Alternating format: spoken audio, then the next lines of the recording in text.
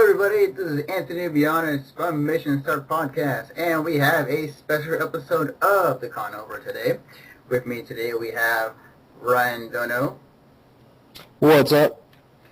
And also with me today is Kris Sturm. Yellow.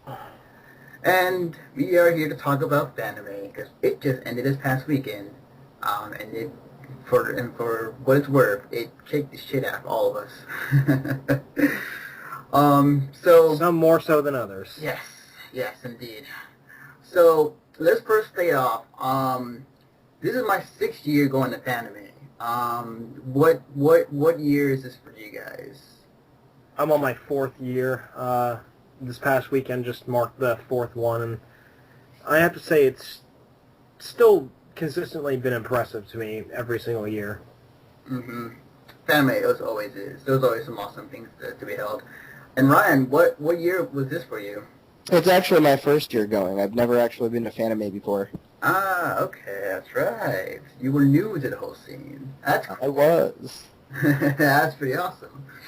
So certainly wasn't anything like SAC Anime, now was it? Oh, yes. No, it was not. Awesome. So, Ryan, I'll start with you, and this is your first time that you went to Fanime. How'd you like it? I thought it was cool. I enjoyed the fact that it was a 24-hour con and that there were things to do pretty much the entire time. I mean, essentially, if you wanted, you could just not go to sleep at all and just stay up. If you could, last for 4 complete days. But no, it was good. I liked that. I also liked, the fact that there are so many things to do at all hours of the time as well. That way, you could always do something. And even if you didn't want to do something at the con, the location was like in downtown San Jose, so you could go somewhere else and, check out downtown or explore or do something. So really there was something to do the whole time. Mm-hmm. Yes, I totally agree. And that's the one thing I love about Fanime every year is that for the next 4 days that it happens in San Jose, it's always 24/7 in there. Just like the convention's going on like the entire time. It is, and you could stay up if you wanted to all night and all day and just be at the con, living there. Just wondering though, like at the convention, wasn't there only like a 2 to 3 hour time frame in which nothing happened because the late night viewing rooms they only went to like 6 in the morning? Yeah. Actually, they did have stuff to do like the entire time. I don't know if you got the little pocket booklet, but the pocket booklet actually shows you like all 4 days listed for every hour. And you're right though, there wasn't as much to do after the anime rooms, but they still had a couple things to do. I don't remember specifically. I don't have the pocket booklet on hand. But I just kind of like didn't remember whether or not they actually had anything because, to my knowledge, it might not have been interesting, whatever it was, but they did have stuff all the time. Sorry to cut you off, by the way. Go ahead. Oh, no, it's fine. I thought you were talking to me there for a second. But yes, I was. Yeah, like, oh, well then, whoops. Anyway, honestly, from all I remember is that there was always stuff to do, panels, viewing room, the vendors' halls, the various different ones, the artist alley and the gaming room. But it's just like from the hours between 6 to like 8 or 9 when the vendors' halls open up again, that I honestly don't recall there actually being anything in between that time frame. Yeah, I mean, like, I agree. There are things that are happening during that time, but I believe the things that I think were mainly on Stage Zero, that they were just showing off whatever was on or whatever they were doing. True. And gaming room, which was open all flippin' night. Yeah, gaming room was open 24/7, no matter what. So that was pretty awesome. What were some of the things you guys checked out, panels or events you guys went to? And Kris, I'm gonna let you start off. Okay, well, first off, like one of the biggest things that I'm really glad that I checked out was the swap meet that they held on. Well, they did have a swap meet on Thursday night, Friday night, and Saturday night. I went to their Saturday nights. version of the swap meet, and I have to say that I'm rather impressed with the little bit of a haul that I ended up taking away from there. Nice. I ended up spending $50 there, and I ended up getting 17 volumes of manga. Nice. 1 through 11, or I got the entire Sayuki series, 1 through 9, and then the 2 reloads, and I got 1 through 6 of Hellsing. So I have to say that. What was it? Oh, I said cool that you got Helsing. Oh, yeah, I thought that you were just about to interject with a different point. Oh. But, yeah, I have to say that for 17 volumes of the manga, getting that for $50, I walked out with a really good deal that night. Mm-hmm. Agreed. You scored on a great deal because normally a manga in the Adidas hall is like $10 at least. Oh, yeah, and then there's that one booth that has to go and charge full price and tax. Yeah, because, we totally want to shop at you, you group of jagoffs. What were some other stuff you took away from the swap meet? Other than taking away, quite an impressive collection of manga to add to my collection, which I think now has just breached the 600 gap. I'm not sure. Mm-hmm. I have a lot, and at one point I'm going to have to make a fully detailed catalog. But, honestly, other than that, I did take away from it that it was a surprisingly very inviting group of people. And over at the Fairmont Hotel where it was located, they actually had to set up 2 separate rooms in order to accommodate all the different vendors that were trying to sell off their own things. And I saw everything from old vintage toys from the 90s to full DVD series. I saw a few people that were selling import Japanese games for 360, Wii, and the DS. And of course, there were several people who were just trying to get rid of things that they already had. And in fact, one of my friends, Lewis, he actually just said that he went to the swap meet, dropped off a few manga on a water cooler, and ended up leaving just for whoever to pick it up. That's awesome. Yeah, I wasn't able to go this year, but I did remember hearing that it was going to be in a different building. Because normally, every year since I've been going... Yeah, they hold it in the game room, typically. Yeah. And it seemed like, because... I think the reason why is because last year it was so packed, on top of everybody playing games at the same time, that they needed more space, or they needed to separate it somehow. So they put it in the Fairmont. Yeah, and honestly, it was a really smart decision on their part, because with how many people showed up to do that, I swear it was as though the vendor hall that they had at the McHenry Center, Mm-hmm. it was just like that entire section of building just ended up getting moved over into the second floor of Fairmont. Wow. Awesome. So there was plenty of space for everyone to walk around and buy whatever. I wouldn't say plenty of space, but the amount of space that was used was definitely vast. Like I said, it was... I would say that it was close to, but definitely didn't equal the vendors hall, but it was almost as though every single one of the vendors there, or at least, for all the tables and everything like that they had set up, was compacted into a space probably like about 60% the size, and you take away the tables and just have everyone sitting on the floor. Nice. It felt like a really inviting bazaar, like you would find,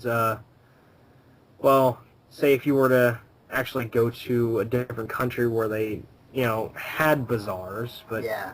you do get the visual that I'm trying to, project, right? Definitely. Man, that sounded really great. I wish I would have gone, but it's always next year. But that sounds like it went really well. Oh, definitely. I would say that, if anything, that's probably one of the biggest driving forces for me to go back to conventions is, seeing what sort of deals I can find. And on top of that, people there are actually, willing to haggle. And when I bought the Sayuki series, the guy was selling it for $40, but all I had on me was 35, and well, he was really hesitant, and then I dug out a few coins from my bag, and he was like, "Okay, I know that you're just like forking over all your money. I'll go ahead and take the deal." That's awesome. Well, I remember, what was it, I think last year when Swami was in the game room, I was looking around looking for stuff, and one of the things I bought just to have was the old Nintendo, was it the NES gun for Duck Hunt? Oh, the Power Blaster? Yeah. So I got that for like, I think, was it like $5? $10? Damn, that's a steal. It is. Oh man, I was excited. I was carrying that around with me the entire night. Oh man. Let's see. Ryan, since this was your first time going, I know you've been to SAC Anime. You've seen the amount of cosplays and the quality of what was there. What in comparison to Fanime, what is your like how did you I don't say rate, but like how did you enjoy, like, from going from SAC Anime to Fanime and seeing all these awesome cosplays?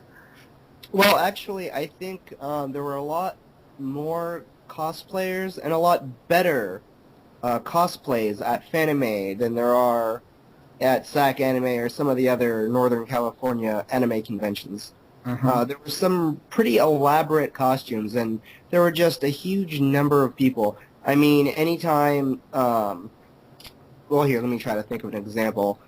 Okay, so they had a big, well, they weren't panels, but they were like, I'll give you an example, like the pony groups for My Little Pony went out there. The gatherings. Yeah, the gatherings, yeah. Yeah, the gatherings, thank you. They had gatherings of all sorts of things. I mean, they had DC Comics, Mm-hmm. they had, X-Men and Marvel, they had the My Little Pony thing, they had, there was another one I mean, there was just a huge amount of people cosplaying, and the cosplays were very elaborate as well.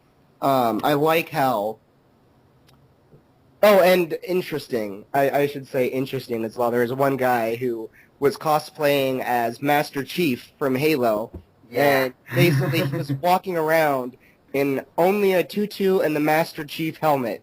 And some guy was taking a picture of him. He's like, "Wow, that's really authentic." And I had to say it was pretty funny. Yeah, I saw him too. Yeah. That was pretty good. Some of the cosplays that go to Fanime, some of it is some of it's from anime, some of it's video games, but you get the ones that are really funny. Like I was walking down the hallway one time and I see just like these group of elves or gnomes, just like these guys like regular clothes with like a red pointy cone hat with like beards and the sunglasses on. They're walking in a row, and then just walking down, and then the last guy kind of looked at me and just gave me a thumbs up, like, okay, cool. Yeah. So definitely. Let me see. Like I said, it's my 6th year going. I really enjoyed the stuff I went to, the gatherings, the panels. I think you were there too, Chris, when we went for the hentai room. Yes. Yes. Oh man, I could barely even get into the hentai room. There was like the line was so long. In fact, so by long. by day 2, they had a crowd of over 500 people trying to get into that thing. It was bigger than the rave. Yeah, it was insane. I was on the line for it, and I'm looking around. It's like, God damn! I was like, this is like the biggest line I've been for a hentai room in a long time. Not only that, but there was another thing that I did notice is that as of Saturday night, you know how, of course, there's, of course, the standard hetero, hentai. Yeah. And then afterwards it's equally popular yaoi and yuri deviants, correct? Mm-hmm. I Yeah. didn't see any Well, yuri, but there was yaoi there. Yeah, I know. I noticed that I would have liked to have they- seen some yuri, but I'm just saying. Yeah. to my knowledge, they haven't shown any yuri hentai over there, but no, the point I was trying to get across was that I noticed that on Saturday they ended up taking what was the original room, which you'd say that room capacity is what, like about 250 or so, Anthony? Give or take, yeah. Yeah, so they had that room entirely filled up on Saturday with people all trying to go into the yaoi room, and then afterwards there was, of course, the standard hetero room. Mm-hmm. And over the course of the guys trying to get the hentai music video set up, they also wanted us to try and make ourselves sound louder than the guys in the other room to show that apparently, like, hetero was better. Something. Wow. Yeah, it was funny. Yeah. Oh, by the way, after seeing the music videos, I can never listen to the Inspector Gadget theme. Same with Oh my god, that was good. I like that, but yeah. Inspector Gadget, dude. That stuff was good. That stuff was good. Cause like this was because I wanted to go last year, but I wasn't able to. But this is my first time watching the hentai AMVs. I didn't even realize that they had AMVs for that. Yeah, I mean, it was awesome. Apparently, like, so just to give you a brief description of what happened. Basically, in the beginning, before they showed the main hentai, they showed off a bunch of hentai AMVs that people created for a contest, and it was by audience kind of voting by which one they like better. I will say though, if there's anybody out there who's making like an AMV, hentai AMV and want to get to win something, it's always a good thing if you get the crowd singing to the song you put your you put in your AMV.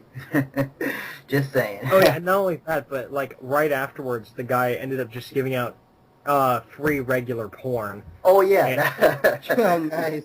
And I noticed it because, well, I figured, why the hell not? I went up to see what they were giving away, and as soon as I got there, I said, sorry, we already ran out. But then afterwards, I noticed that a couple people in front of me had gotten their hands on some, and while I don't remember the titles, I could tell for a fact that it wasn't hentai, it was just straight up porno, so. Yeah. But that's the great thing about that's the funny part of the convention though. It really is. I just wonder what the people in the yaoi room were thinking when we were all singing, I just had sex and it felt so good. Oh man, that was awesome. That was a great moment. Oh yeah, and then of course they played one of the music videos was Because Boobs by Psycho Stick. I was wondering what the song title was, cause that's yeah, no, I looked it up, and then the second one was Violent Pornography by System of a Down. Yeah. And those were honestly, like, for the videos that were sent in, for the 5 that were competing, it was those 3 songs. Oh yeah, and they played a Christina Aguilera song or some shit. Yeah. Yeah. Oh no, it wasn't Christina Aguilera. It was Celine Dion. How could I mix those two up? Was that the first one? The first AMV? Celine Dion was second, and then there was some other really shitty video that got in for first entry. Yeah. Yeah. But I can say that Celine Dion just no.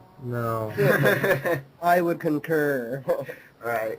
Seriously, it was the song was good. The movie, like for what they had with it, it was illustrated well. But at the same time, it just, given the fact that the whole section is supposed to be comedy, where there are hundreds of people just heckling the ever-loving shit out of this stuff. Oh yeah, definitely. It just didn't fit. It was well made, but it didn't fit. Yeah, you heard the audience. It was like, they spoke their opinion loudly on that.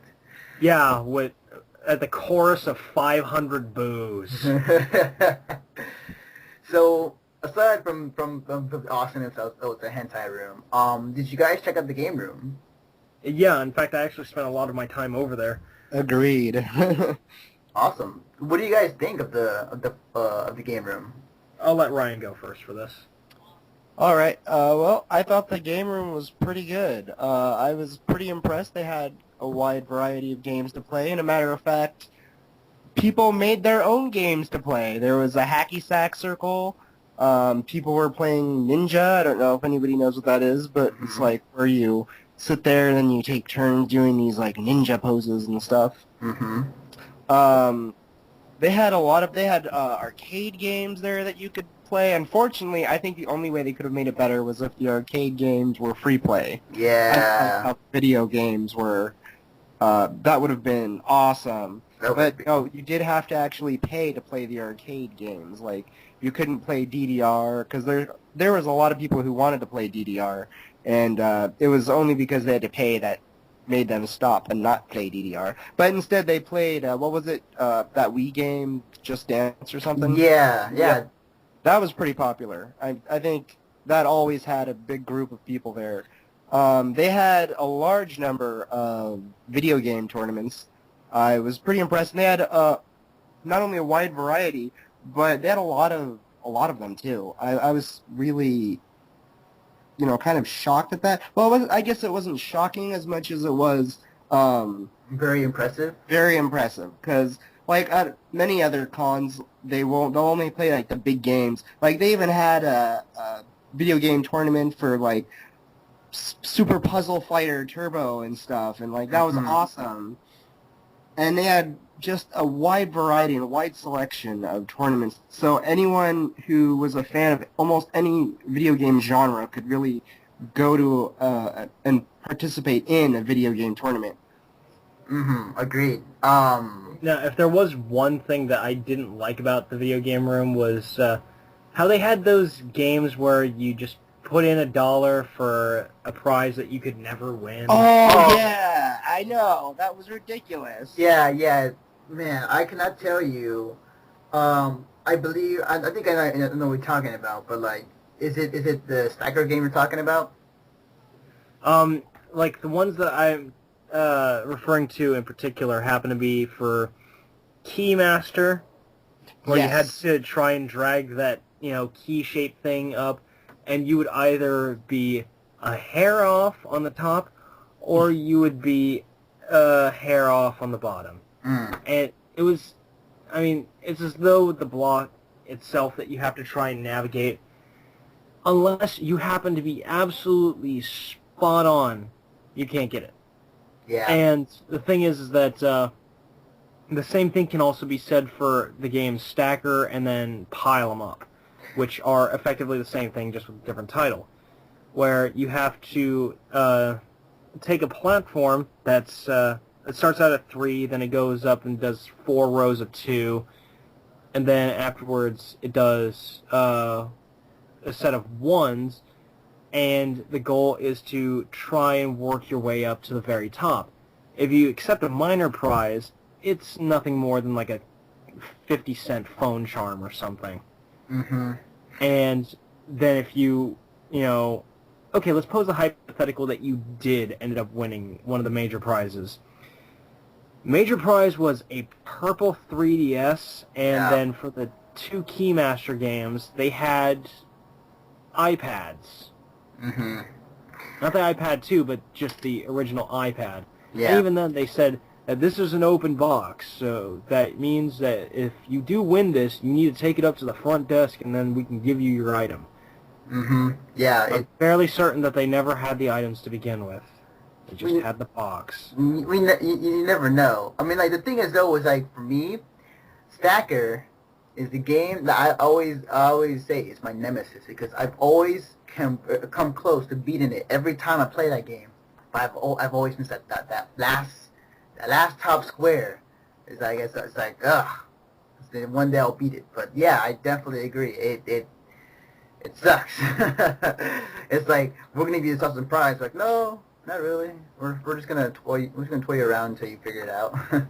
Yeah, and that's pretty much all that it is. Is you just go around and I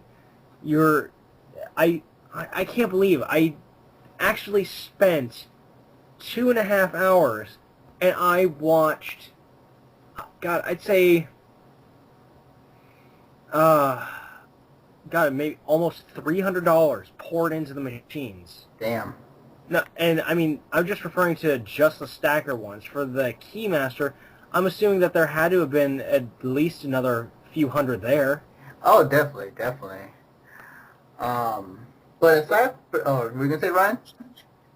Oh, actually, I was just going to comment and say that aside from video games and games people were making, there's also a lot of card games I didn't kind of touch on earlier that I think is kind of important because a lot of people like playing, the various card games of Magic and Yu-Gi-Oh! And actually there weren't many Pokemon players. I didn't really see almost any Pokemon players there, to be honest, which I actually was shocked about because I've seen so many people elsewhere play that I was surprised that there weren't as many people at Fanime playing Pokemon. But I don't care. I'm really more of a Magic person myself, so Mm-hmm. there were plenty of people playing Magic, and that was cool. I mean, Agreed. I mean, like there is the cool thing, in my opinion, in the game room this year was that they had everything so organized to where if you have a preference or if you want to play a certain type of game, they had it. Like if you want to play card games like Yu-Gi-Oh, Magic, poker, Texas Hold'em, they had that. If you want to play pool, they had like a pool table set up there next to the card table.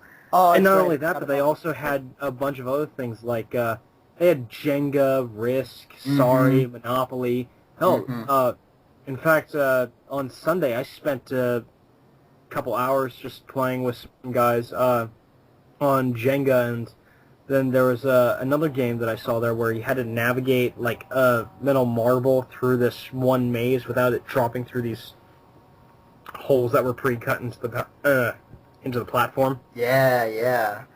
Yeah, there's definitely an awesome amount of stuff you can do in there, so it's great. The other thing I wanted to add was that because the way that the room was organized, it had certain sections. So like you had the arcades in the back, you had the card games and the board games off to the left, and then the kind of the right and then the center, you had the main video games where it was kind of in a square almost, but like the cool thing was that it was so organized where you could play games without ever having to really be in a in a what's what word I'm looking for, like crowded area. You can walk around, you can do whatever game you want to, and they even had a small island for portable gamers who want to sit down and play their portable games with other people. So I really thought that was really cool how everything was organized. On top of some of the tournaments that were streamed online. Like the Skullgirls tournament. Yeah, Ooh, or even better, the DDR Perfect Challenge. yeah. I really love the fact that they brought people to stream the gaming tournaments online because that's the thing that I'm really excited that people are starting to do with some of these conventions. I saw this at SakuraCon. The last one I saw was at PAX East. So when I saw this happening over at Fanime, I was excited. I was really excited because like people can watch from home, all the awesome stuff that's going on, and they also had commentators too, which is great. It was a lot of fun. All right. So let's see. We covered that. Covered the game room. Was there any? Just out of curiosity, was there any funny moments you guys like had during Fanime that it just like happened in front of you or like you saw from afar? I have a good moment. Mm-hmm. So on the first day of the convention, I happened to be dressed as Giovanni from Pokemon in the full-on black suit, the turtleneck, and with the Pokeballs and everything like that. Mm-hmm. And I have to say that it was probably the only day that I noticed that there were actually droves of people who were wearing the Team Rocket shirts or dressed as Rocket Grunts. And so, honestly, like I got to enjoy a lot of attention that was brought on me for going as Giovanni. And at one point, I ended up coming across these two cosplayers that were dressed as Jesse and James. And I said in the gruffest way that I could, or like in my best sort of Giovanni voice, like I try to act in character just to scare the ever-loving hell out of them, and then afterwards, I said, "Well, we finally caught a Pikachu." I mean, like, for a couple minutes, like, they thought that like I was totally serious with it, and like I saw that their knees were shaking a little bit, and then afterwards, I congratulated them and then got a few pictures with them, and I have to say that it was probably like one of the better moments that I had over the course of the whole weekend. Nicely done. Ryan, what about you? Did you had any great moments? Well, let's see. So the first night, I thought this was kind of hilarious. This actually wasn't part of the con, but it became part of the con later. So, me and a friend of mine went to go eat some food and wait for a little while until later because we wanted to go to the rave and whatnot. So we went, got some food, came back, found some parking. We actually found a pretty fucking cheap parking spot. I think it was like $5 for the first day. Parking, by the way, was ridiculous. I think Saturday and Sunday it was like $20 to park near the convention. I was just like, oh my god, I cannot believe how expensive this is. But the first day it was like $5 for parking. So we go and we park, and these kind of religious fanatics come out. And Oh, the Jesus they freaks? start Yeah. the entire con, like at first they're just trying to spread their word and whatever and do that, but then like they went out in front of the con and then they started trying to, I guess by spreading their word they were trying to demonize everybody who was there, like telling the cosplayers that they shouldn't be cosplaying. It was just hilarious because the crowd totally turned against them. Oh, I And have they some made- choice words I remember from what I overheard when I was over there. And I mean, the thing is that like I'm a Christian, and yet even I find that these people are fucking retarded. Oh yeah, because there's Yeah. a difference between being, Religious a good and then hearted being- religious person and being a fanatic who's just trying to scare everyone into your belief. There's a total difference. But these people were the latter of the two and were just trying to scare everybody. But I liked how the crowd totally turned it around and they actually made a small little party in front of them, and everyone was like messing with them. And it was just hilarious. I actually got it on camera because I thought it was absolutely hilarious what people were doing and just Nice. kind of turning it around to kind of put the pressure back on them. And after a while, the police came and pushed them away. So it was Yeah, all but the thing good. is that, I like, thought I that don't was just remember from absolutely hilarious. I don't remember from last year police taking them away just because they're technically not doing anything wrong. They're just being a nuisance. Yeah. Yeah, but they're also causing a huge public disturbance in what they're doing. And all it takes is one person to call the cops. And that's basically disturbing the peace. Right. So The what was it? The Is protest? it me or did like the volume just cut out? That was weird. I think it did. That was weird. What was I gonna say? So the protesters to me have became almost sort of a tradition for like, yeah, they're there, but like, at the same time we'll make the most fun out of it. This year I heard that was it 2 girls were making out right in front of them. So Awesome for them. Go them. Yeah, and the thing is that because of the Jesus protesters, it's become one guy's mission to show up every single con dressed as Jesus. Yes, the Jesus. Oh man, I think the most famous. I don't know his name, but like there's one Jesus cosplayer who is there every year at Fanime, and he's the most well known. I do remember one year, and I think like 2-3 years ago. He was taken in front of the Fanime convention, and where the protesters were at. So he went up to the front of the protesters, stood on top of the pillar with his arms up, and the crowd went wild. It was like, yeah, Jesus, woo! But yeah, I mean, like, it's sort of become a tradition to the fact that we make the most fun out of it, even if they're trying to make it serious. But like the stuff they say too was just hilarious. It's Yeah, just- mind if I throw in a few comments that I remember Yeah. from saying? Sure. So, if I remember correctly, they said that by me appreciating manga, anime, and pretty much everything that has to do with, with the whole convention as a whole is nothing more than our undying support to continue not the teachings, but to continue to sort of spread the message and the anarchy that comes with praising the devil and that by cosplaying we also engage in strange sexual fetishes, including but not limited to bondage and sodomy. Yeah. Wow, they obviously have never been to Japan before then. Yeah. They will, yeah, I mean, like, the stuff they say is, like, really, really, out there, to say the least, but it's just hilarious when they do say it. But yeah, I mean, yeah, protesters. So, Chris, you want to talk about your time up at Stage Zero when you were at the Anime Jeopardy game? Oh God, yes. Now the thing is that it all started off splendidly. Like at the first half of Anime Jeopardy, it was like, fuck, I know that one, I know that one, I know that one, I know that one. Yeah, you were doing pretty good, man. And then afterwards, I get up there and I'm like, fuck, I don't know anything. Yeah, man, like, so for people who don't know, like, at Stage Zero, that's normally where, like, kind of like where everybody's walking around, and it's the main kind of hub area for whatever events happens on stage. So during this time, like, they were doing Anime Jeopardy. They had, like, 4 contestants on stage. It was basically Jeopardy, but just anime questions.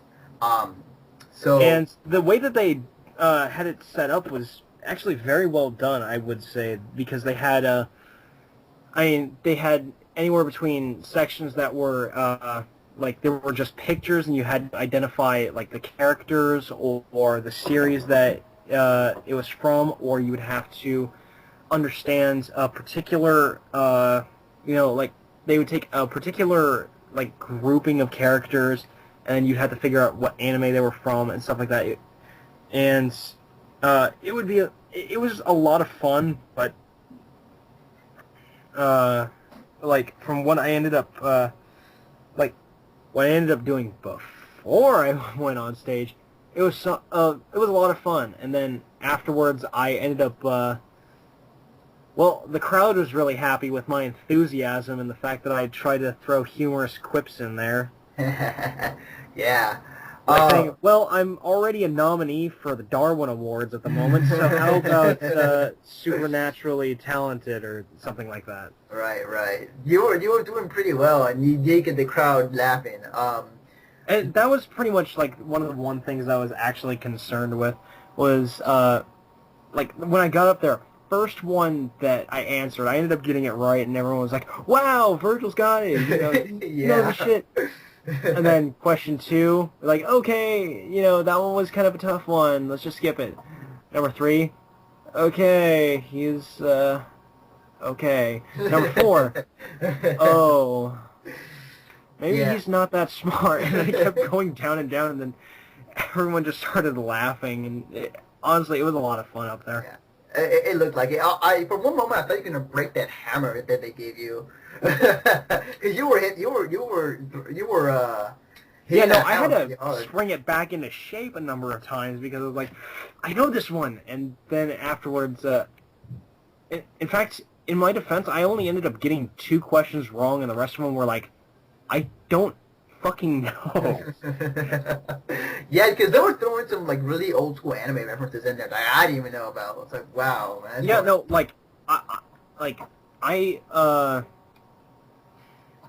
yeah, in fact, to my knowledge, only got 2 questions definitively wrong, and one of them I bet an extra 1,000 on it because I figured, why the fuck not? Seriously. And the thing is that, had I known at the very end, because he finally asked a question that I knew, if I knew that I could have bet more than $1,000, I would have just said, yeah, I'm going to have my answer for 20,000, okay, thanks. Yes. Loopholes. But it was a lot of fun. It was pretty awesome. I enjoyed watching you from the comfort of my seat while I was relaxing. So, I'm trying to think what else. There's a lot of good things that happen at Fanime. There's a lot of awesome stuff. Did you guys check out the dealers hall? Yeah, I, in fact, spent a lot of my time there, but I'd say that it was pretty evenly spent between there and Arts Alley for collectively about a solid day. Nice. Awesome. Ryan, what about you? I did not even hear what you said. Oh, but did you check out the dealer's hall? Oh, yes, I did. I did check out both the dealer's hall and the artist alley. Awesome. It was a pretty big room for both of them. On some days I think it was almost too big of a room because it seemed like the room was so big in relation to how many vendors were there that I don't know. It just seemed like maybe they could have put some more vendors in, but maybe it's just my imagination because the room was bloody huge. Mm-hmm. Yeah, I liked some of the stuff that they had there. I kind of like the artist alley more than I like the vendors room, Mm-hmm. although they did sell a lot of stuff at the vendors room. I like the weapons guy, of course. There's always some cool Yeah. weapons guy at every convention. Wait, Um, which weapons guy was it? Was he an old Asian dude, or was it was a he... it was a white guy. Oh, okay, yeah, He had no, that swords and guy's an stuff. asshole. Yeah. No, the reason why is because he's... Okay, last time I went up to a stand, and this is why I'm saying that he's an asshole. I don't have anything against him, I just think that he acted like an asshole. Mm-hmm. Nothing against him, I just think he was an asshole. What is But anyway, I went over and I was looking through stuff because this was at a time when I didn't actually have a small collection of weaponry, and I was looking for stuff that I could, like, it was stuff that, like, had no, like, nothing flashy to it. Like, when you look at a good katana, it doesn't have, like, any, like, etchings or anything like that on the scabbard. It's Yeah. just clean. It looks professional. That was just shit I wanted. Just something like with black and gold or black and silver. Just pretty monotone, standard, professional-looking stuff. Because I thought it would look great for a collection. Mm-hmm. And Yeah. so I'm looking through this guy's stuff, and then, when I finally go up and ask him for the price for something, because, like, I had, apparently, like, one of the sticky notes for an item above it had fallen down, and there was nothing for that one, Mm-hmm. and so it said that it was for $25, and, I figured, okay, that's a pretty good deal.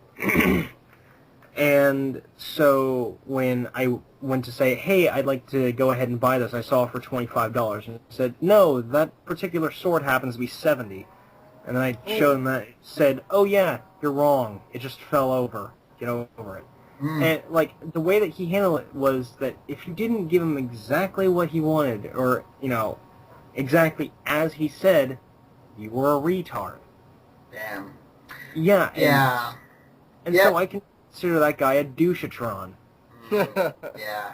I mean, I will say there are going to be there were some vendors in there that were assholes that you wanted to stay away from, or like were really there to rip you off, no matter what. So yeah, like I don't blame you there. Like that, yeah, I've seen some cases where that has happened. But aside from that, was there anything in particular that you saw that you really wanted to get, but either didn't have the money or was like very strange and you kind of wanted it?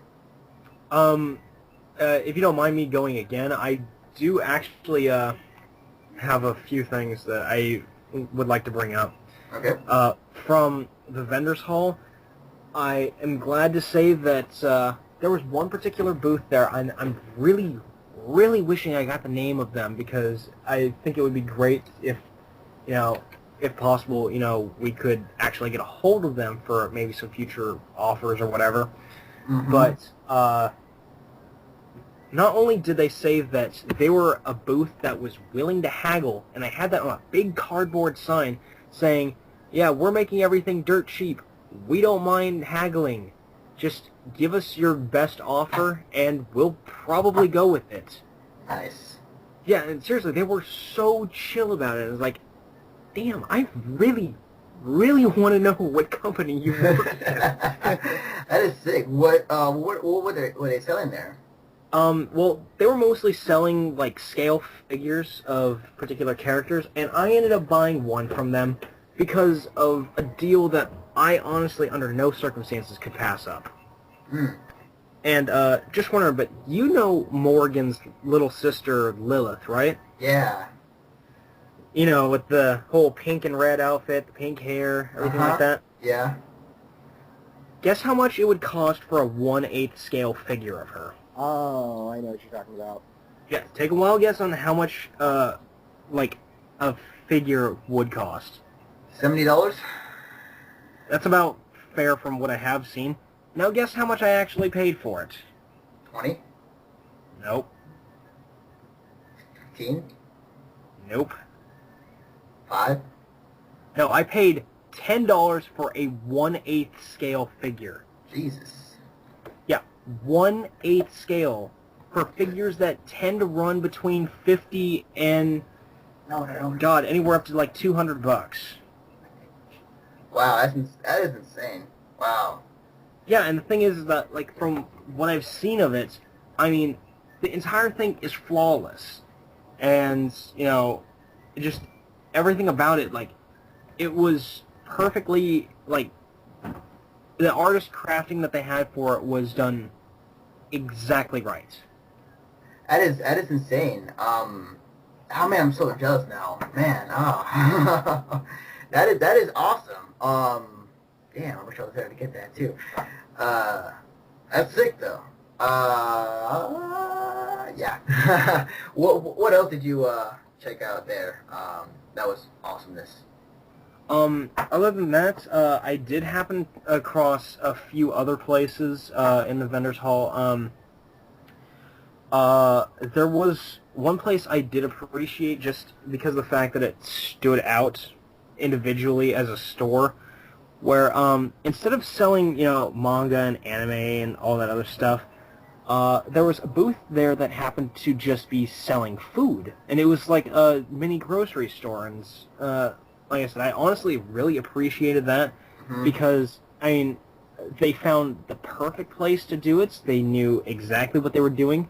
They had a really huge booth area that I would say, I'd say it was probably about twice the size of a standard booth or so, at the very least. Because they took up an entire corner section and then about 2 table lengths or so down. And it was just food. And while I didn't buy anything from there, just because, well, I mean, I'm a cheapskate when it comes to food, and I'd rather eat at McDonald's where I can get a full meal for $5 and change. Right. But it's just the fact that I really do appreciate, you know, what they were doing, because they were actually, you know, pretty much almost going out of their way by having such a big store in a, you know, big section of the vendor's hall that, you know, helped to make sure that nobody was going to be going off, you know, starving or dehydrated because of the exorbitant prices of the convention center. Right, definitely. Yeah, like it is totally awesome that they do have like a kind of a little mini grocery store in the vendors hall selling up Japanese food, and because I always see, you know, some vendors have like ramen on the side or pocky, but it was really awesome to see they had like an entire section just for food, which is, you know, hey, for some of us, like, you know, who brought money just for food, like, you know, that's great to spend some money on. The one thing I will say in the vendors hall that I believe, and I don't know when you must have saw this too, is like everyone who had the money bought those robotic cat ears. The Nekomimi. Yeah. Oh, yeah, I saw that. That's what they're called, by the way, and unfortunately that is a direct translation from what they are, so... Yeah. I mean, like, I saw my friends wear it, and it looks really cool, and I like the kind of, like, you know, you put it on, and it, you know, it goes by, I think, your thoughts. Right, it goes off of simple brain waves. Yeah, so, like, if you're happy, you know, your ears perk up, or, like, if you're, like, you know, thinking of something, or you're kind of sad, like, your ears slow down, or whatnot. It was really cool. And if you're angry, then your ears, you know, go all the way back, and... Yeah. Sean actually had some, and... Yeah. I saw Speaking that. of which, may I share a humorous story with Sean in his ears? Oh, really? Tell us, please. Other than how I ended up breaking a pair, or... Oh, that sucks, because weren't those things, like, pretty expensive? Okay, by breaking, $100 I mean... Okay, let me clarify. By breaking it, I pretty much just, like, ended up tugging the elastic out of the, little fastener. It's nothing that couldn't have been fixed in like 5 minutes. Oh, okay. Well, that's not too bad. But go on, Ryan. Okay, so me and Sean and his other friend, I don't remember her name, but I've hung out with her a couple times before. She's really nice. We were at this bar drinking a couple shots, and they let me in on this little story, which was hilarious. I guess Sean was wearing his ears when he was, like, talking to this one girl he liked, and every time she laughed, his ears would do this little fluttering thing. That is so awesome. Yeah, so I guess throughout the entire night that he was talking to her, like every time she giggled or did this specific laugh, his ears would go off and whatnot. And I think that was just completely hilarious. that is so awesome. I'm sure Sean's going to kill me for sharing that story on the podcast, but still. No, he kept talking about it all the freaking time. Oh, okay. Good. I'm glad. So, really, if he gets pissed off at you for that, then, maybe he shouldn't have been talking about it so much at the convention. That's awesome, though. That is so funny. So, Ryan, you and I and Sean for a little bit were at the rave Saturday night, or was it Sunday? No, it was Sunday night. Were you there for Saturday, though? I was. I was there for a little bit on Friday, a little, mostly Saturday and Sunday. Okay. I wasn't there Saturday, but I was there for Sunday. I'm just curious. When you were there Saturday, was it more packed in each room, or? Oh, it was totally packed. Like, it was I think Saturday was, like, the biggest group of people were there on Saturday. It definitely was pretty packed, but the good thing was the rooms were so big that everyone could fit. The only bad thing was in one of them was really small. One of the rooms was really small. Mm-hmm. Yeah. That kind of sucked, but it was okay. The one thing I didn't like was even in both the big room and the little room, they only had hardwood flooring for like a main dance area, which normally is okay, but with the amount of people that were there, if, say, you wanted to, like, shuffle or something or do some jump style or whatever kind of dances people enjoy doing, yeah, normally that you require kind of like a hard floor. Like, there wasn't that much room. Like, most of the people were taking up that area, so it was kind of harder to kind of do any kind of showy dance moves or anything in the rave. Right. The music choices, because like when I was there Sunday, like they put like kind of like a rap type of mix in the big room, and then they put in kind of the main trance house music in the small room. Was it the reverse on Saturday? Actually, I think for a little bit in the beginning it was the reverse, and then it switched back over again to how it was on Sunday, where they had the smaller room being kind of more mainstream rap and hip-hop. But later they did have some dubstep and some EDM and stuff like that in the smaller room. But the bigger room was really for like trance and more electro and house and stuff like that. Okay. That was really the better room for most of the time until later at night. Then sometimes it switched, like, because they had some technical difficulties at one point, and then people would be like, quick to the smaller room, and everyone filled in that one. That's insane. I kind of wish I was there for that on Saturday. Because like the thing the thing I didn't like quite about the rave was like I liked the idea like it was separated into both rooms where it can appease the two type of people, depending on your music choice. But also like the small room, like it was kind of hard to dance in. Like I was trying to dance in that room Sunday, and it was like I had to stay in one spot, and I couldn't quite move as well as I wanted to. We were barely able to get on the dance floor. Yeah. I mean, Saturday, you couldn't get on the dance floor. Even later at early in the morning, 3-4 o'clock, it was still hard to get there. Yeah. Still get on the main dance floor because there were just so many people in there. Yeah, I ended up going in there for probably like a couple hours just because, well, it was like one of the few things that I didn't get to do yet. Mm-hmm. And I have to say that, honestly, like, with how many people showed up in the main main room. God, I can't for the life of me count how many people were there. I'd easily peg a few hundred, though. Yeah. Well, not too many, but, well, just, maybe, what, 200-300? Does that sound about fair, Ryan? Yeah, I would say that's a fair estimate. Yeah, just given how the entire floor was, just totally packed. Yeah, and then there were people who were waiting. So, that's the best bet that I could think of. I wouldn't push it past 400, Yeah, altogether. Yeah. And I'm including the other room as well. Yeah. I do like that this time around that they actually added because when you enter the area where the waters are and the door raves are at, they actually added a section of the bathrooms because last time where they had it before is they had a cut-off section where if you want to go to the bathroom you had to get back in line last year, but this time around they actually included the area of the bathroom so you don't have to worry about it. It's oh, thank God. Because if you drank a lot of water before going to the rave, you're dancing. It's you gotta go to the bathroom. It's I want to go, but I don't want to leave the rave. So I really did enjoy that they did that. For me, it was a mix. It was mixed. It was okay, but there were some things I didn't quite like. But yeah, that was pretty cool. Rave, I mean, yeah, you're right. The rave was okay. I mean, I have been to better ones, but I mean, for what they had, it was convention, still pretty good. Yeah, I would definitely agree. Yeah. Yeah, I have my opinions, but yeah. Okay, what else did we check out?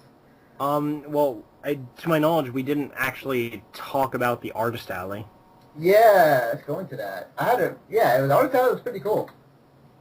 In fact, that's actually where I would say that it stood out just slightly more than my time in the vendors hall and stuff. Mm-hmm. Who wants to go first on their experience with that?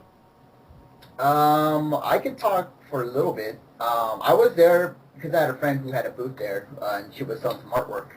But I also checked out what was there, and I do enjoy the Artist Alley a bit more than Vendors Room because they do have some very cool art that you can buy on top of stuff that they made from home that they're selling like a plush portal cube or this awesome art piece of fan art of Black Star from Soul Eater or other cool stuff like that. So it was really cool to see it, and also it wasn't crowded at all. Really, you can walk around, enough space, and you can take pictures or whatnot, and chill and talk to some of the artists. You even had a day where you can bring in your artwork and you can show them your portfolio as far as what you've done and compare. So it was really cool, really chill. I really liked it. Especially that dragon in the back. Man, that was so godlike. Ah, that was sick. Oh, yeah, I know what you're talking about. That was awesome. Wasn't that the dragon made of resin and whatnot? Yeah. Oh, my God. That thing was so amazing. Sick. Yeah, that was sick. For our listeners here, there was this huge, elaborate dragon made out of this resin, and it was just very detailed, and it was pretty huge. It was pretty big. I mean, as far as statues, well, I mean, it was what was it, a miniature? It looked a lot like you would see in Warhammer or in yes, but it was like huge a miniature. Yeah, it was huge. I mean, this thing would have easily taken up, depending on your table, half the table. I mean, It's monstrous, literally.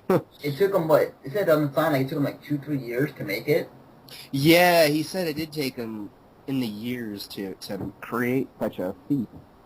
Wow. Yeah, but I mean, then again, for what the guy ended up having, the amount of time spent on it, absolutely worth it. Oh, yes. Definitely. I created something just, honestly, from the way the whole thing was designed, I'd say it was unparalleled to any other exhibit that I've ever seen in the Artist Alley. Mm-hmm. Agreed. Much. Yeah, I think they should have more artists do stuff like that, more kind of statues or more kind of abstract art rather than just your typical painting or drawing or button or something like that. Right. It's cool. I mean, like, I think over time when people start to realize, like, oh, wow, we can do this stuff in here and we can sell it, then that's awesome.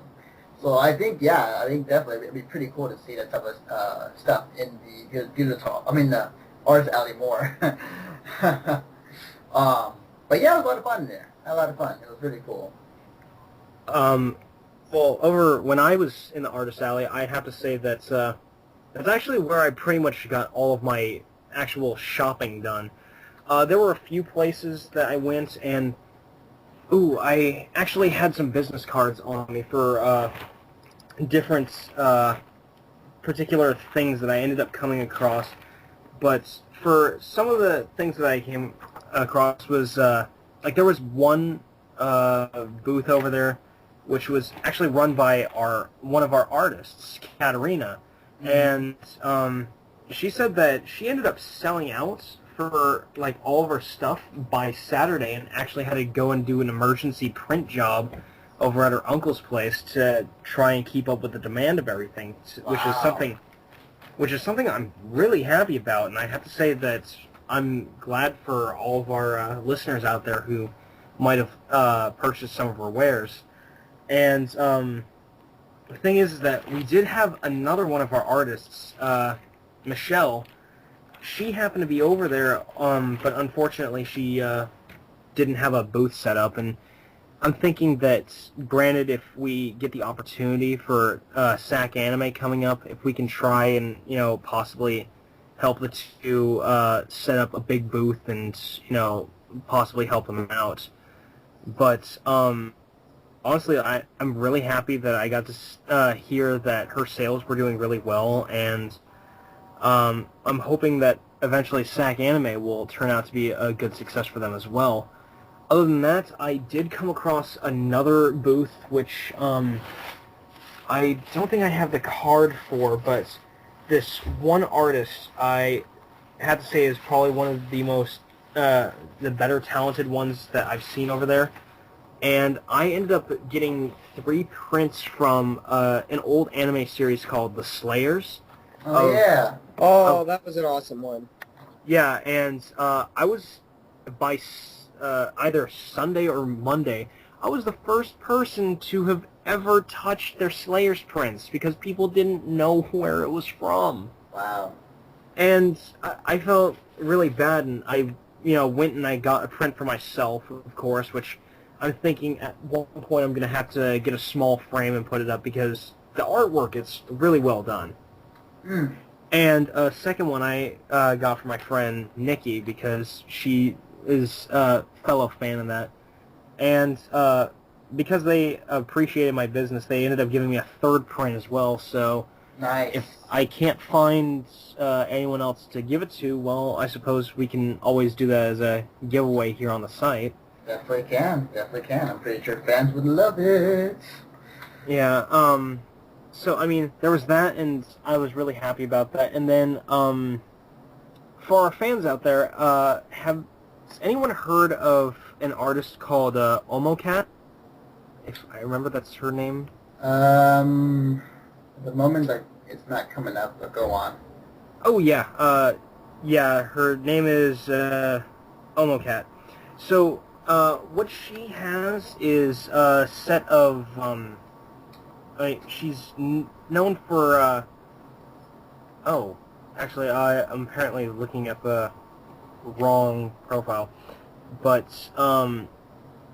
what she has is, she's known for, like, these really cute, chibi figures, well, not figures, but, this particular art style, and, of the wares that she had like a knockoff Pikachu shirt where it has Pikachu, mine nose and the cheeks, and then it says "You're too slow," and it's spelled wrong, and then afterwards it has a smaller picture of the same Pikachu, and it says it's supposed to be like a correction to "your," but the correction is also spelled wrong.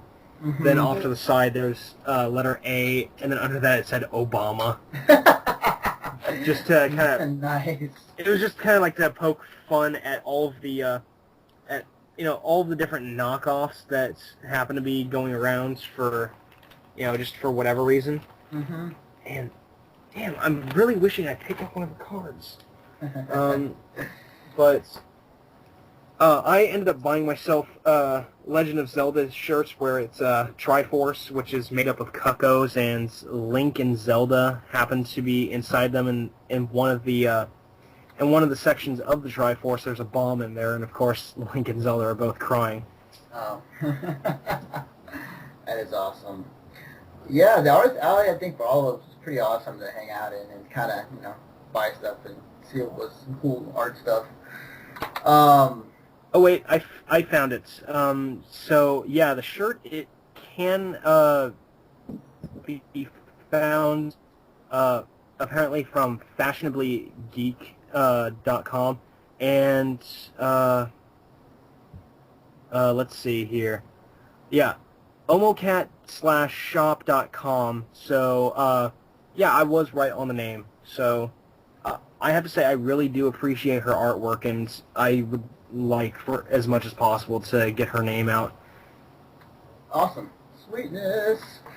Let's say, so yeah, again, our title was pretty awesome to check out, and we had a lot of fun in. Did you guys attend to any of the panels that was there at Fanime? Come to think of it, my friend Steve and I, we attended one which was supposed to be, it was an 18 and up telling the life of Togepi. Oh, damn. Okay, now don't get me wrong. When, honestly, the two of us, we thought that this panel was just going to be absolutely horrific and everything like that.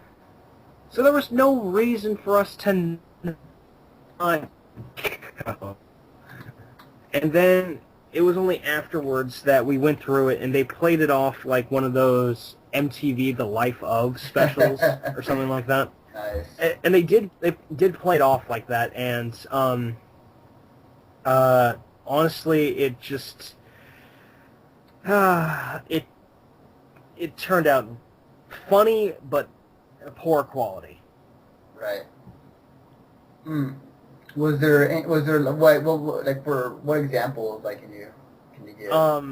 Well, it said how like Togepi was had ended up just turning to a life of crime and drugs and bad people because of bad upbringing with a straight shot to stardom, and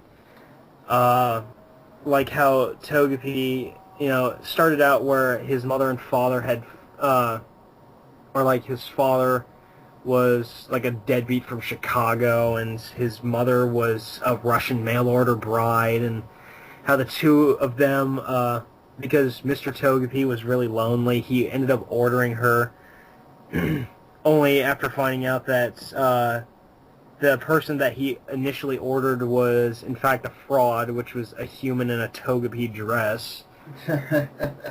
And then they went on with their story saying how, through all the shit that they ended up going through, and it was just it was funny and terrible at the same time, and at the end of it I felt like I just pretty much wasted my time. I see. Huh. I'm unfortunately really do wish that I had gone to other panels, but sadly, that was the only one I went to because most of my time was spent hanging out with my friends or going through different halls and seeing what was there and all that stuff. It's all good. I mean, I only went to, only one panel, I think it is. One or two panels. I wish I would have gone to more, honestly. I went to a couple panels, but I also didn't really go to that many. Yeah. Ryan, what was the panel you went to? I went to a couple of them. I went to this one called Moon Prism Pop-Tarts, where it was this comparison of the show Sailor Moon from the Japanese and the American versions. Mm-hmm. And there's actually a lot of differences between them. Oh, you think? Yeah. No, I mean, not just, what was it? Sailor Neptune and Sailor Venus, they happen to be lesbians for each Well, other? not only that, but did you know that, although I learned this before I even went to the panel, but like Nephlite and Zoisite in the Japanese version are both men, but in the American version, Zoisite's actually a female because the American corporations didn't think that the American audience could handle a homosexual relationship in their cartoons and stuff. Right, right. Yeah, and even not now, just- that's still treated as a very delicate subject. Yeah. I mean, like, if you want to, you know, an example is like the one episode of Pokemon where, like, for some odd reason, James had boobs. Yeah. Yeah, and they got rid of that, even though honestly, noticed it's probably that, one of too. the most comical episodes Yes. that they ever made. And you're talking about the bikini episode, right? Yeah. But go on, Ryan. What other panels you check out? Let's see, there was this armor-making panel with Wonder Glue or something. Wonderflex, yes. Wonderflex, yes, there we go. That was an interesting panel. At first, I didn't really know what Wonderflex was, so I went there and I assumed that it was going to be like making real armor, but then I found it was strictly cosplay armor, which is still cool because you can still make good armor out of Wonderflex and cosplay stuff. But In fact, I hadn't even heard of Wonderflex until shortly before the convention. yeah, me either, to be honest with you. But it was an interesting panel. I mean, it definitely can give you ideas if you're looking to work on like armor for a cosplay or something. A friend of mine went with me, and she's actually thinking of doing Samus Aran from Super Metroid. Nice. So she got a lot of ideas from that. Awesome. So yeah, like the panels that were at Fanime, I like I said, I wish I would have gone to more. But I was like you guys, hang out with friends and kind of doing my own thing. The panel I did go to was the Ultimate Marvel Capcom 3 Assist Me panel. And the host was the actor in the Assist Me videos, Dr. Doom. And it was alright. I mean, it was pretty cool to, you know, showing us some behind the scenes footage of how they do their YouTube series, and also asking questions and, you know, having some fun with it too. You know, but it was alright. It wasn't, you know, the best panel in the world, but, you know, it was still, you know, pretty cool to be in. But yeah, I mean, like, I think a goal for me and maybe you guys, like, you know, next year definitely like check out more panels. Yeah, for sure. Let's see. What else have we not talked about or covered? Oh, by any chance, did you guys... The concert. Oh, the concert? Yo, yeah. How was it? So yes, you didn't go to it either. Yeah, I didn't. I went to the Masquerade instead, which actually was, in my opinion, one of the best masquerades I've been to in a long time. Oh, nice. Yes, it was awesome. I have to say that because I had heard rumors that the Masquerade people that were going to be in it were like these famous cosplayer groups that were coming for Fanime. And turns out, like, yeah, like they were there, and the whole Masquerade skits and all, everyone was good or pretty damn good. There wasn't no, you know, one that was awful or one that was like, you know, it wasn't funny. Every one of them was great, creative, and funny. And there was a few favorites of mine that I really enjoyed. So it was pretty awesome. I really enjoyed it this year. So that was fun. I'm just wondering, did you get a lot of pictures from the Masquerade, or what? Yes, actually, if you were listening to this podcast, you could check out our convention photos page right now, because we have tons of photos not from the convention, but also from the Masquerade. Courtesy of Kelly. But yeah, like, yeah, we got a tons of footage. Me, Sean, Kelly were hanging there, and we're taking as much as we can. And, yeah, the only complaint I have is, I was trying to record the video in there, but like the lighting on stage really killed it for some cameras. It was pretty bad unless you had like a high tech like camera or and camera you could use, so that you So I'm assuming it caused a lot of blurring?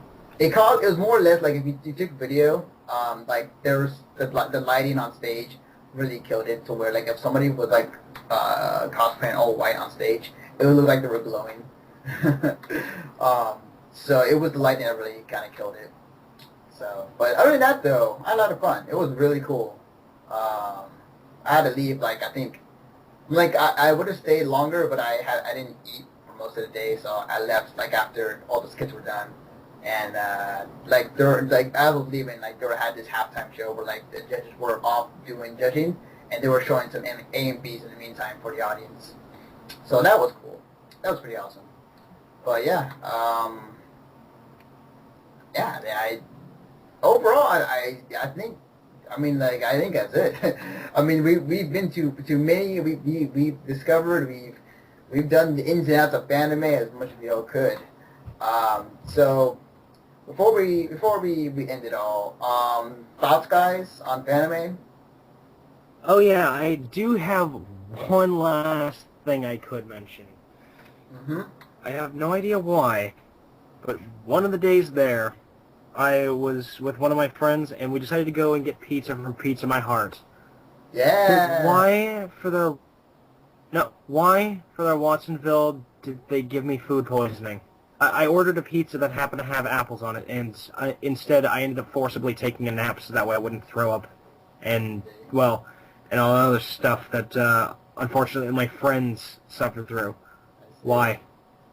Why doing? For the love of Why? the fun. Why doing Pizza My Heart? Why doing? I don't know. The answer lies within, I guess. And yet the thing is that I went there afterwards, and like it was, in fact, I think it was the day afterwards. I went there, and then their food was good. So I'm wondering, just for future reference, if anyone over there happens to hear this, could you please take a better note of the inventory or what you're using on your pizza? Just saying.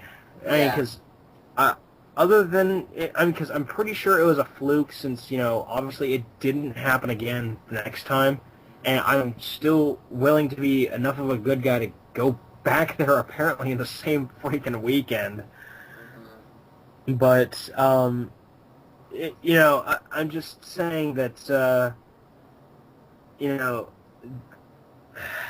way that it is just seriously, like, if you could take the extra, 5 to 15 minutes to take a look at what you're serving beforehand, I'm just saying it would be better for your customers that way. Yeah, I agree. I mean, it's, make sure your food is fine and you don't get people sick, like Kris here. But aside from that, Kris, what overall experience, thoughts on Fanime? I have to say that overall the convention was a lot of fun. Unfortunately, I did feel as though the sort of the buzz that came along with it, like the novelty that came along with going to the convention, did unfortunately get run out by midday Sunday. Mm-hmm. But then again, I was there from the very opening on Friday all the way through Monday, so I mean, I guess you could say that there's only so much convention that a person can take. But honestly, when it came down to it, I had a good deal of fun there, and I have no complaints about the convention whatsoever. It was a lot of fun. I enjoyed myself, and I'm looking forward to going again. And if there is one thing I would just like to make a personal note of, it's that I would actually like to see our artists get possibly a bigger table or something like that set up for the next artist alley. So you mind if I give them a shout out right now? Oh, definitely. The floor is yours. Okay, well, so first and foremost, our biggest seller on the website in regards to art happens to be Katarina, and you can find her works on OmiLover, that's OMI lover.deviantart.com, and our second artist that happens to just be in the Sacramento area where you can buy her works, her DeviantArt is MK Stark, M as in Mary, and then K Stark, at deviantart.com. And like I said, hopefully by the time SAC Anime rolls around, we can try and get a section, better and more adequately suited to selling their wares at the next convention. And, hopefully that could possibly make our site as a whole stand out a little more. And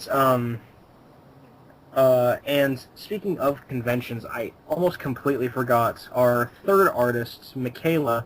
She should be in the process of getting ready for ACON, which is a convention down in Texas. And so, if we can, we should try and get a podcast set up with her to see how things went over there at that convention down in Texas.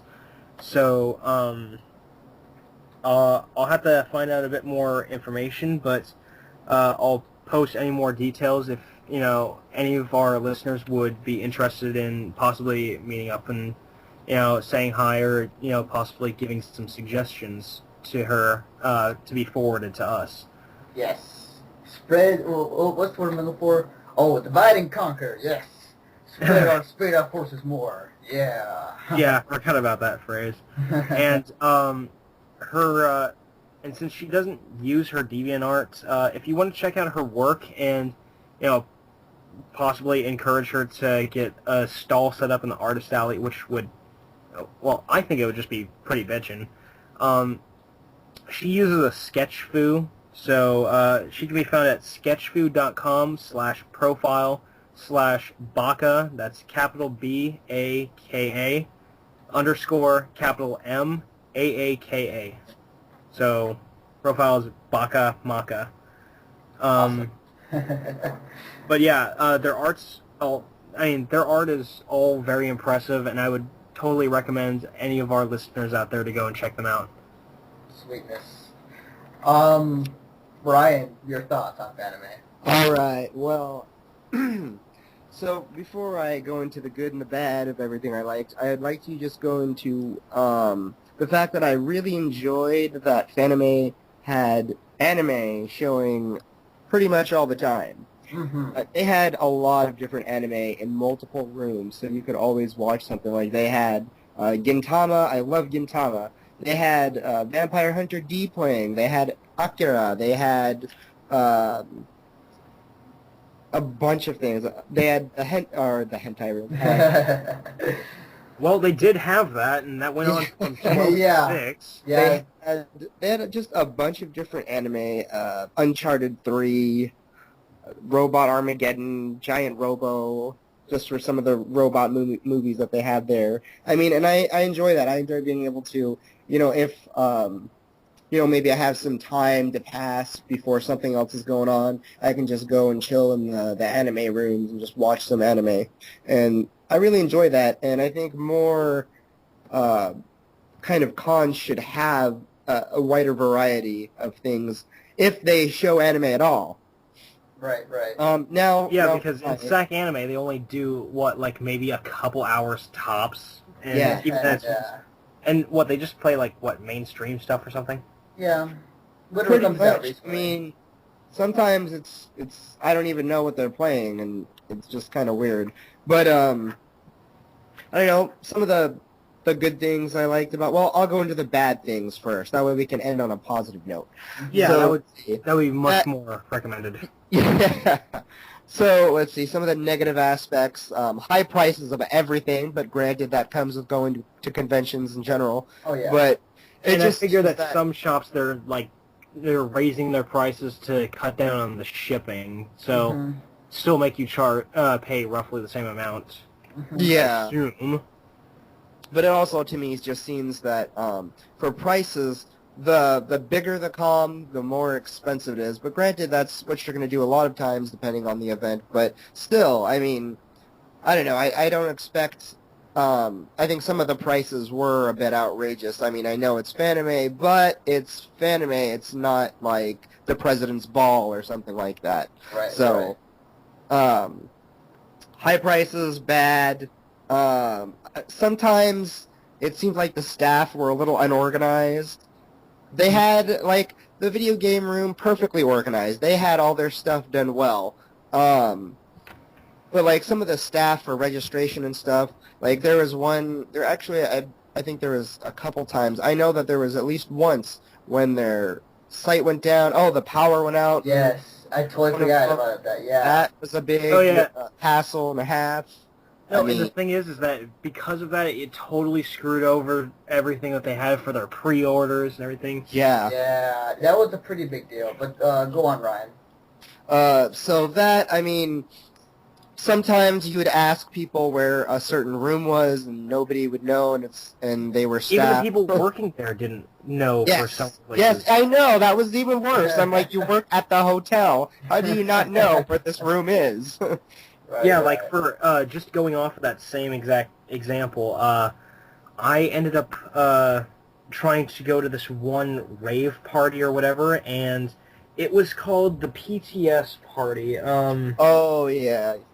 Yeah, you remember you that. told me about that. I didn't go there, but you had told me about it. I actually went to the rave, I think. How was the PTS party?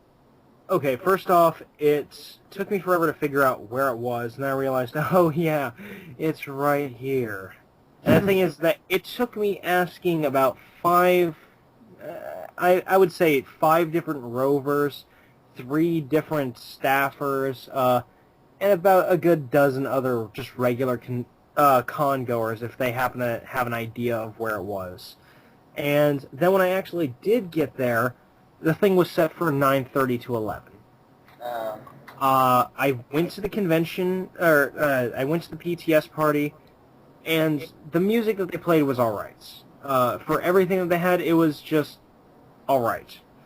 Yeah. Unfortunately, I stayed there from 9:30 to 10:30. The thing was 9:30 to 11, and on there they said, free anime, free video games, free money.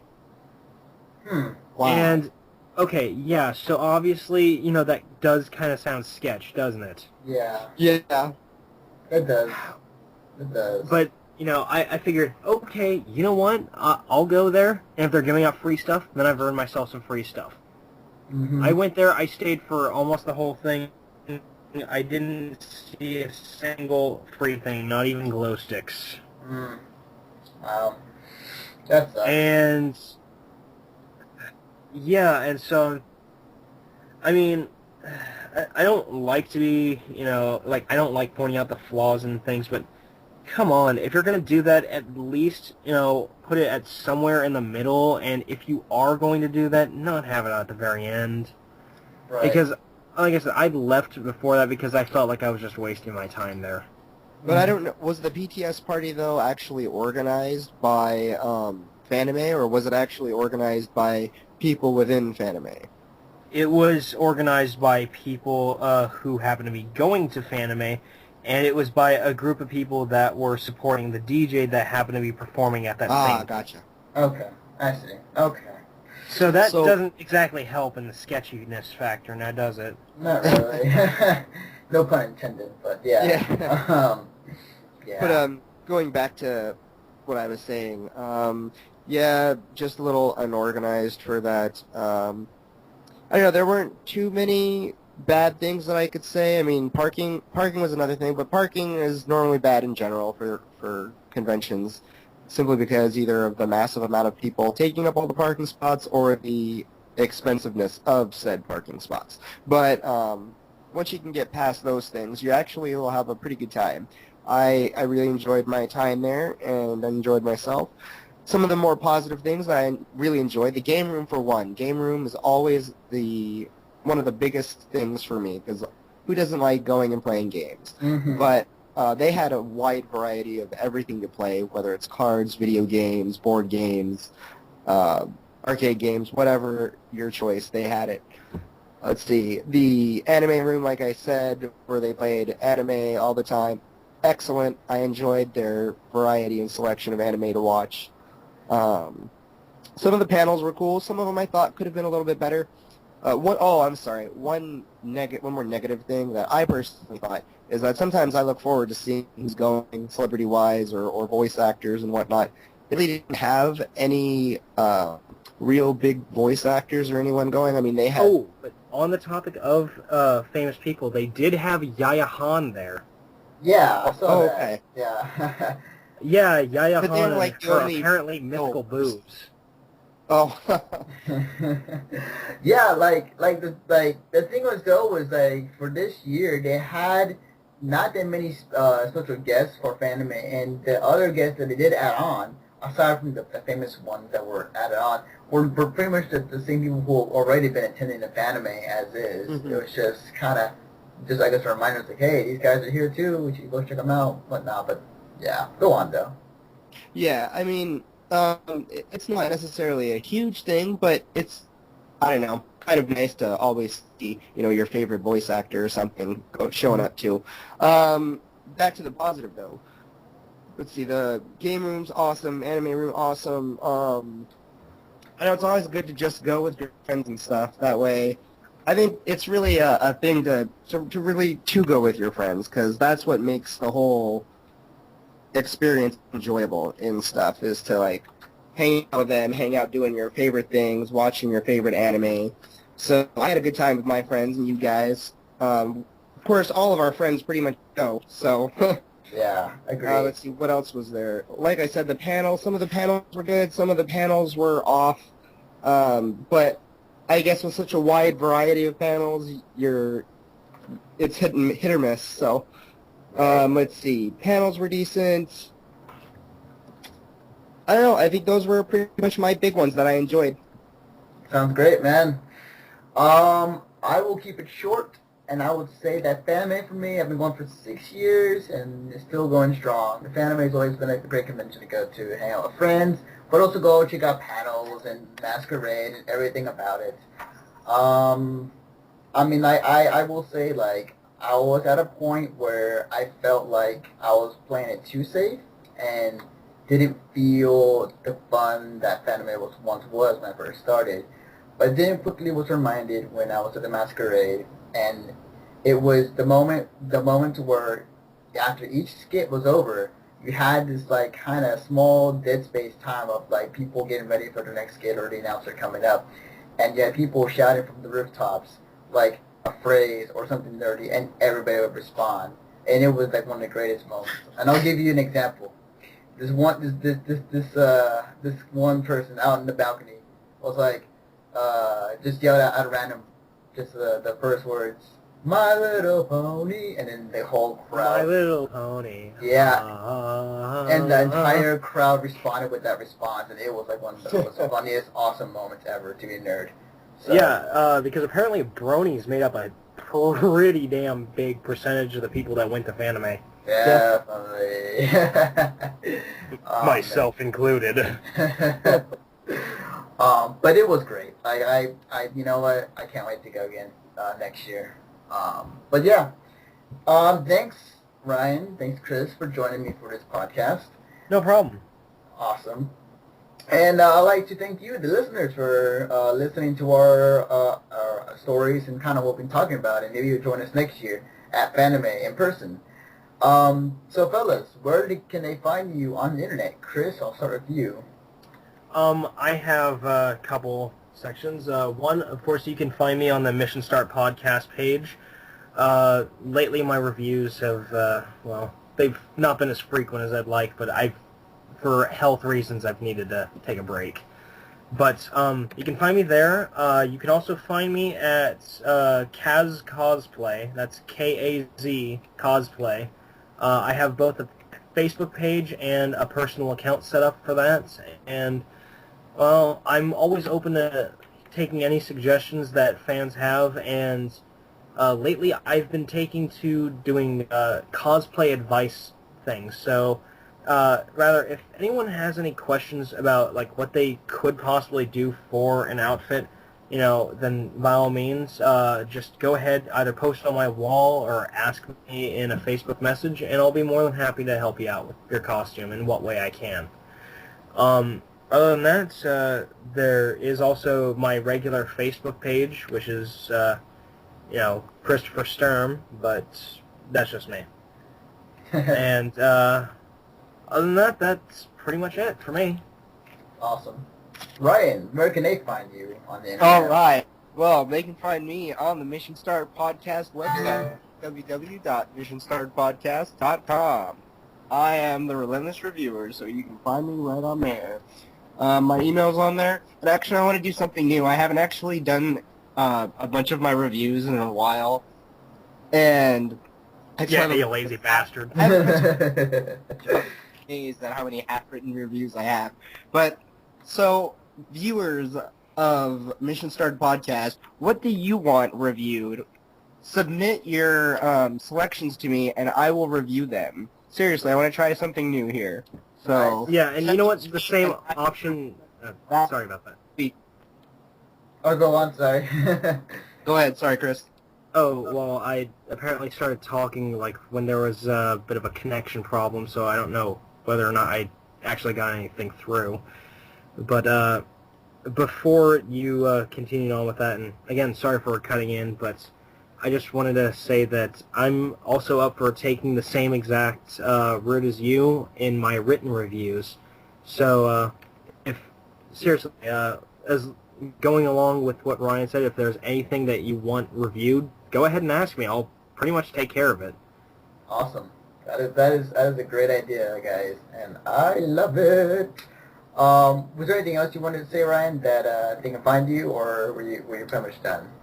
Pretty much all my information is on our site. I mean, even my personal email, which I don't like to give that over the podcast, but if you guys go to missionstartpodcast.com and go look it up, you can email me on there or on the website. So you have two different options.